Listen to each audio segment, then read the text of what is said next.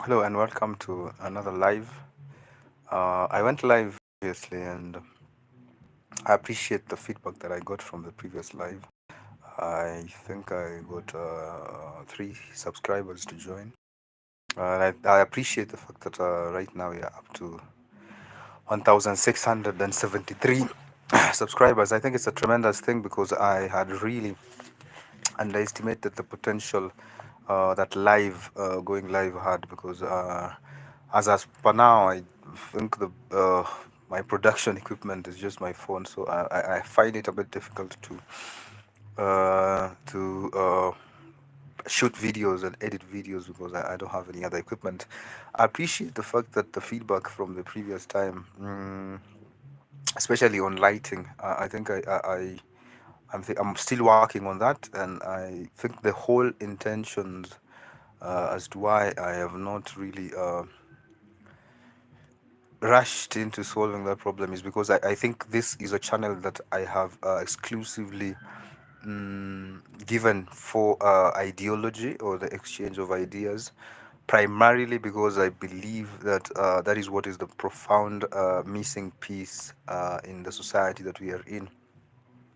I think the reason why I've decided to go live and talk about this uh, is because I've seen the current trend and I'm part of the current trend as well. I think there's a lot of misguided information that's going around, and I think your question would be why or rather, on whose authority do I have to uh, renounce myself as somebody who can actually provide an antidote or an alternative to what is mainstream. I think the reason why is because I think I'm part of the problem. So I think it would be best to be part of the solution as well. So I think I've had extensive conversation with my peers with regards to the current and inevitable renaissance that we are currently going through. The clash of ideologies, where the old and the new are meeting, and the devastation that is brought about by that impasse. I think because of the advent of society, the advent of technology, uh, we have had quite an influx of leaders or thought leaders who have actually acclaimed to that position without actually meriting it. And due to the fact that the internet is a platform that is unbiased and anybody can actually join and publicize their thoughts, we are finding ourselves in positions whereby we are being misled because people want to expose their traumas without really thinking through as to why the whole point of having a mature discourse and conversation that actually has more profit than publicity. I think, especially for men, I've always come out to try and diagnose what the problem for men and how men can actually solve it, especially for African men. I think we are at the cusps of a tremendous change as African men because we are now in the middle of a big identity crisis. And I think this is a good spot for redefining what an African man is. This is a good spot for redefining what an African man should be and being strict in those metrics. I think we have been subjected to a lot of noise, and this is my attempt in silencing the noise and increasing the noise to signal ratio. So it occurred to me while I was having a conversation recently with a colleague, and I realized that the lack of thought leaders is actually a pandemic because in terms of economics, in terms of politics, in terms of relationships, in terms of all the sectors that pertain to being a well-centered human being, being a well-centered African man, I've realized that there's a big deficit when it comes to the sources of information and where we get it from. And I think it's important that I actually throw my heart into the ring because I believe that I have suffered a lot in consuming the wrong media, consuming the wrong information through the wrong medium as well. And I think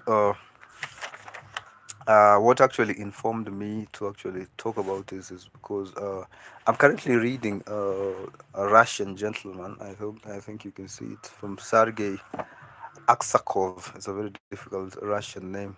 And I was also reading Black Scarlet, and I've realized that these two books actually were written in the Renaissance time, in the European civilization. And I think we are at that point as Africans. I think right now we are faced with the challenge of identity, with the challenge of culture, because you can't really define an African man without without the lenses of the European. And I think I recently saw how dilapidated our state is, especially as Kenyans, because I think we have been led for quite a while to believe that we actually not in the colonial periods. I think I personally come from the highlands, and if you can remember your primary history or your secondary history, these things were talked about, and I strongly believe what Dr. Ngugi, or Professor Ngugi, was trying to say in his book Decolonizing the Mind, when he talked about the neo-colonial state. I think we have been so consumed by the noise amongst ourselves that we have not been able to see things at a macrocosmic level. If you can remove your perception from the political sphere, where we have been shouting as to see who's the strongest monkey, you will actually realize that we are still trapped in the colonial systems. And it's very unfortunate because, however, victory you gain from the battles that you get while fighting in the system that has been structured to oppress you, you will still be an oppressed person. I think we have to talk about it. I think we have to highlight it. I think we must find leaders amongst ourselves who are willing to actually start those conversations. I think we have not left the colonial periods, but this is a conversation for another day. I think what I wanted to major on today is primarily on why we are lacking thought leaders. So uh, I was listening to Dr. Jordan Peterson and his inference or his interpretation from the Snow White story. Um, hey, thank you, Bella, for your comment. And how he talked about the how he talks about the forbidden fruit. Sorry, how he talks about the apple. How in Snow White's story, in the end, she's actually killed by being fed a red, a ripened apple. And I think the apples is to symbolize information, because even from the Garden of Eden, what actually began as the cardinal sin was the eating of the apple. And I think that is where we are at this point, because I think if you can see from the political sphere, we are actually, give me a moment.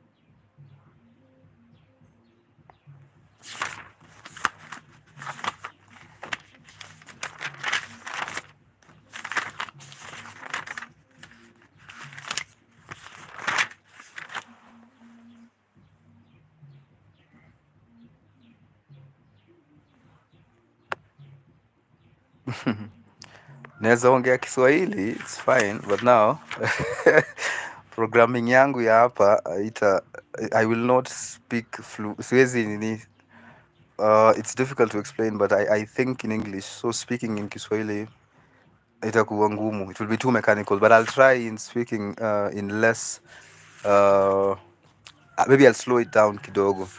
So I think to be fair, Pia, if I could get a question, because if you have noticed, or rather, kama notice in the current sphere that we have politically, in the current sphere that we have, there is the misguided thinking. Yeah, we lack thought leaders. I think it's a problem that I'm not the only one who seems to be voicing it, because we have a lot of people who are using these platforms to infect people with their traumas. I think it's wrong. I think there's a lot of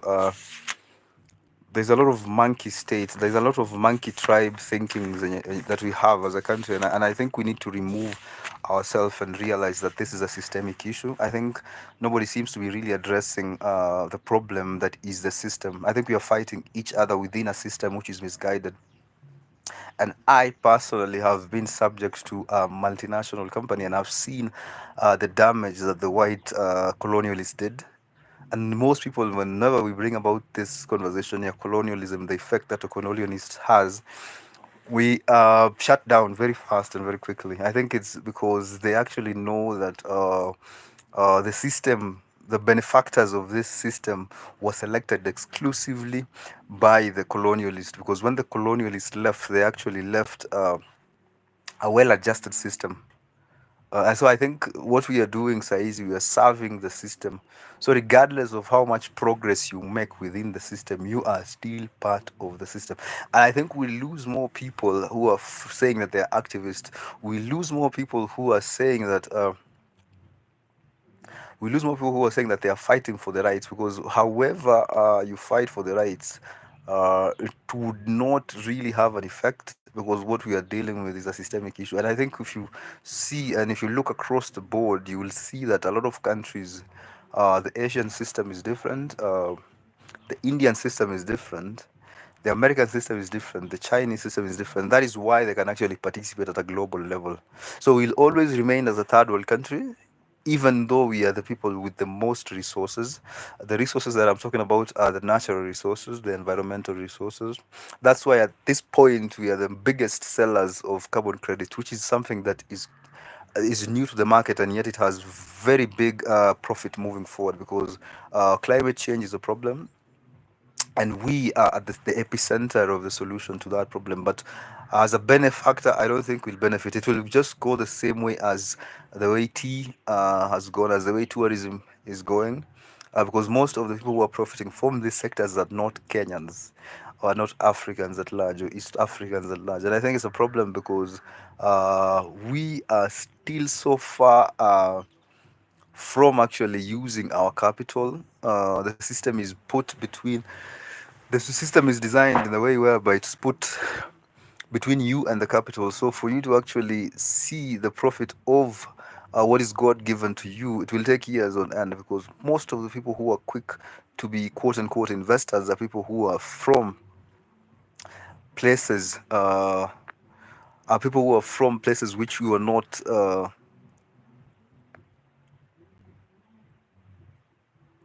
Thank you. I'm sorry, I'm looking for my notes.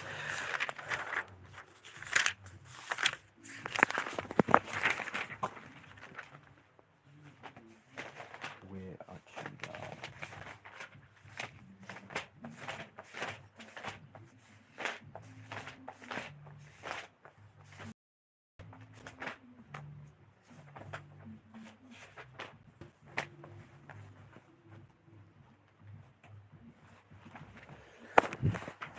Sorry, I'm back. So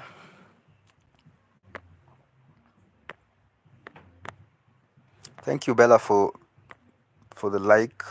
I think it's good. I hope maybe in due time, when I'm accustomed properly, I'll nitaongea Kiswahili mingi or something. I don't- I wanted to have an international appeal, because I feel like English is broader and it's easier, because I think I've read more in English. I've written more in English, so it's becomes a bit easier, even though my English might not be of the international standard. I think I'd speak faster, or I'd cover more ground when I'm speaking in English. So so I think that is what is pertinent right now. I think that is what is important, as per now. I think we need to raise the noise. No, we need to lower the noise to signal ratio. I think we are heading towards a very cataclysmic shift, and this shift ought to be led by people who are actually self-sacrificing. We don't want people uh, who are in for their own agendas, and I think we have seen a lot of cases in our country that are misguided. We have seen a lot of cases of youths being led in the wrong direction.